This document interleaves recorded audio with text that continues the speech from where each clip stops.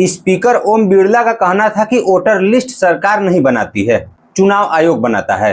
लेकिन सवाल यह है कि अगर वोटर लिस्ट चुनाव आयोग बनाता है तो क्या चुनाव आयोग कुछ भी बनाएगा? महाराष्ट्र में वोटरों की संख्या वहां के एडल्ट पॉपुलेशन की संख्या से ज्यादा रिकॉर्ड की गई।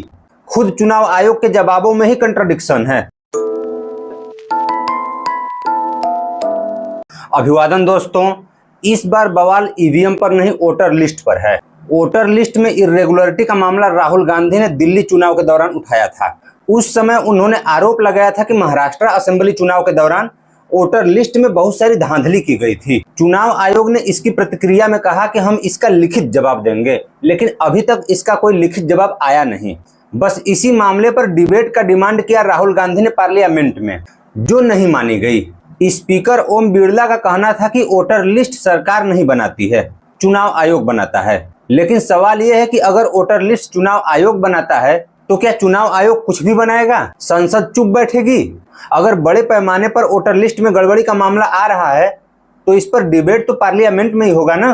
दरअसल बात यहाँ सिर्फ राहुल गांधी के डिमांड का नहीं है। बात यह है कि चुनाव आयोग और ईवीएम पर लगातार आरोप लगते आए हैं और इन मुद्दों को गंभीरता से न लेने की वजह से ये मुद्दे जनता के बीच में भी अपनी गंभीरता खो रहे हैं। अगर सच में इन आरोपों में जान है तो फिर इसका जिम्मेदार कौन? विपक्षी पार्टियां चीख चीख कर ईवीएम पर बहुत दिनों से आरोप लगा रही हैं। अगर उनका डिमांड संसद में भी नहीं माना जा रहा है तो वे लोग अपने आरोपों की साख कैसे बचाएं? इससे पहले ईवीएम पर बहुत सारे आरोप लगे जिसका स्पष्ट जवाब चुनाव आयोग ने नहीं दिया। तो क्या इन आरोपों को बिना जांच का ऐसे ही छोड़ दिया जाएगा? फिर जनता की विश्वसनीयता क्या? और अभी तो एक नैरेटिव ये चलाया जा रहा है कि विपक्ष हारने के बाद अपने हार का दोष ईवीएम पर मढ़ती है, जबकि ईवीएम पर कुछ ठोस आरोप हैं। इन आरोपों को एक एक करके समझेंगे। पहले वोटर लिस्ट का मामला समझ लेते हैं। राहुल गांधी ने आरोप लगाया कि महाराष्ट्र असेंबली चुनाव के दौरान महज 5 महीने में 39 लाख नए वोटर जोड़े गए। उनके आरोपों के अनुसार महाराष्ट्र में वोटरों की संख्या वहां के एडल्ट पॉपुलेशन की संख्या से ज्यादा रिकॉर्ड की गई। ये सच में बड़ा आरोप है।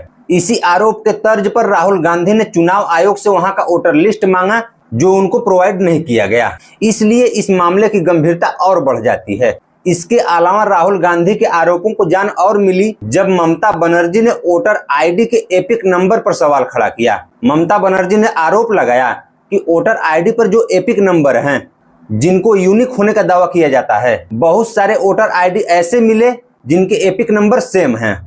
इस बात को चुनाव आयोग ने भी स्वीकार किया और एश्योरिटी दिया कि हम इसको 3 महीने में ठीक कर लेंगे। बात 3 महीने में ठीक करने की नहीं है, बात ऐसे सेंसिटिव मामले की गंभीरता की है। चुनाव आयोग ने अपने सफाई में बोला कि जब सन 2000 में एपिक नंबर अलॉट किए जा रहे थे, उसी दौरान ये गड़बड़ी हो गई थी। लेकिन 2008 में चुनाव आयोग ने खुद बोला था कि सारे एपिक नंबर यूनिक हैं। अब चुनाव आयोग के 2008 वाली बात को सही माना जाए या अभी की बात को सही माना जाए? खुद चुनाव आयोग के जवाबों में ही कंट्राडिक्शन है।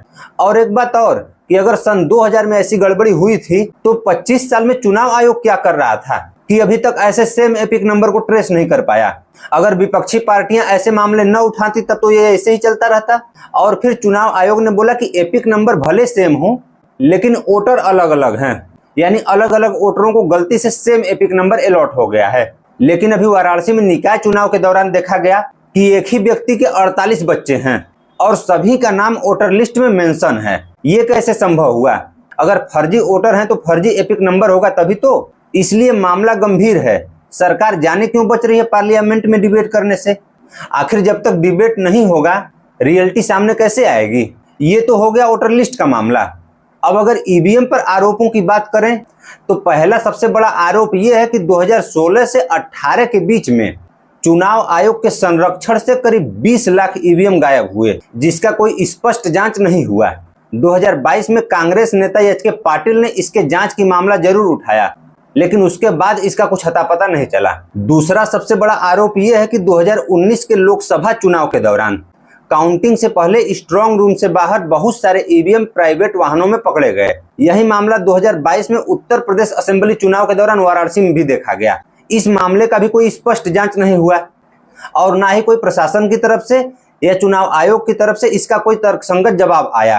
भाई, जब 2 बड़े चुनावों में ऐसे मामले सामने आए तो ये जांच तो होना ही चाहिए कि इतनी ईवीएम मशीनें कहां से आई, कौन लेकर आया, प्राइवेट वाहनों में इसको लेकर आने के पीछे मंशा क्या थी? ये तमाम सवाल हैं। जांच जरूरी इसलिए भी है कि ईवीएम जितना सेंसिटिव मुद्दा, जिस पर भारत के लोकतंत्र की बुनियाद टिकी हुई है, उसको ऐसे ही कैसे छोड़ सकते हैं। इसी प्रकार 2019 के लोकसभा चुनाव में ही एक आरोप यह भी लगा कि वोटिंग के दिन ईवीएम में जितने वोट पड़े थे, काउंटिंग के दिन उससे ज्यादा वोट काउंट किए गए। ऐसा मामला बहुत सारे कॉन्स्टिट्यूएंसीज में आया। ठीक यही मामला 2024 के लोकसभा चुनाव में भी देखने को मिला। 2024 में तो 543 में से 538 कॉन्स्टिट्यूएंसीज में ऐसे मामले देखने को मिले। इसका भी कोई स्पष्ट जवाब चुनाव आयोग ने नहीं दिया। दरअसल बात यह है कि चुनाव के पारदर्शिता को मेंटेन रखने के लिए एक परिपाटी बनाई गई है कि वोटिंग के बाद और काउंटिंग से पहले कितने कॉन्स्टिट्यूएंसीज में कितने वोट पड़े हैं, चुनाव आयोग द्वारा ये डाटा रिलीज किया जाता है।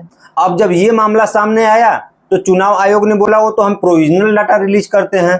अरे भाई साहब, अगर बात पारदर्शिता की है तो प्रोविजनल डाटा का क्या पब्लिक अचार डालेगी? क्यों रिलीज करते हैं आप प्रोविजनल डाटा जब आपके पास एग्जैक्ट डाटा है? तो इसी प्रकार 2024 में हरियाणा और महाराष्ट्र के असेंबली चुनाव के दौरान एक आरोप ये भी लगा कि बहुत सारे ईवीएम के बैटरी काउंटिंग के दिन भी 99% तक चार्ज थे, जबकि आमतौर पर होता यह है कि वोटिंग के दिन ही दिन भर इस्तेमाल किए जाने की वजह से ईवीएम की बैटरी 60 से 70% तक आ जाती है। इस आरोप के जवाब में चुनाव आयोग ने सफाई यह दिया कि उसमें स्टेबल एल्कलाइन बैटरी इस्तेमाल किया जाता है, इसलिए अगर उसका वोल्टेज 7.4 से 8 वोल्ट के बीच में है तो बैटरी लेवल 99% तक दिखाएगा। लेकिन सवाल फिर भी वही है कि इतना एफिशिएंट कौन सी बैटरी है जो दिन भर इस्तेमाल होने के बावजूद भी 99% तक चार्ज होगी। और दिलचस्प बात यह है कि जिन ईवीएम का बैटरी 99% तक चार्ज था उसमें बीजेपी को या बीजेपी द्वारा समर्थित पार्टी को वोट ज्यादा मिले हैं। तो सवाल तो बनता ही है। अब अगर इन सारे आरोपों को जोड़कर समझें तो क्या थियरी बनती है? पहले ईवीएम गायब हुए, फिर प्राइवेट वाहनों में पकड़े गए, फिर ईवीएम में वोटों की संख्या कम ज्यादा काउंट की गई, उसके बाद ईवीएम का बैटरी भी 99% तक चार्ज मिला। तो क्या यह थियरी इस बात की तरफ इशारा नहीं करती है कि शायद गायब किए गए ईवीएम में फर्जी वोट डालकर चुनाव वाले ईवीएम से रिप्लेस किया जा रहा है? इसीलिए तो बैटरी भी 99% तक चार्ज रह रही है और वोटों की संख्या भी कम या ज्यादा हो जा रही है। और अगर इसमें वोटर लिस्ट वाला मामला भी जोड़ दें जिसमें सेम एपिक नंबर और फर्जी वोटर मिले हैं तो इस थियरी को और बल मिल जाता है, ये थियरी और मजबूत हो जाती है। खैर, ये महज एक थियरी है। वास्तविकता क्या है जब तक जांच नहीं होगा तब तक पता नहीं चलेगा, लेकिन संदेह तो रहेगा ही। इसलिए जब तक जांच नहीं होता तब तक ये फूड फॉर थॉट है आपके लिए। और विपक्ष के लिए एक सुझाव ये कि अगर इन सारे आरोपों में जान है, अगर ये सारे आरोप ठीक हैं, तो इन सारे आरोपों को जोड़कर एक साथ हाईलाइट किया जाएगा, तभी इन आरोपों का इंपॉर्टेंस रहेगा, नहीं तो सब बकवास है।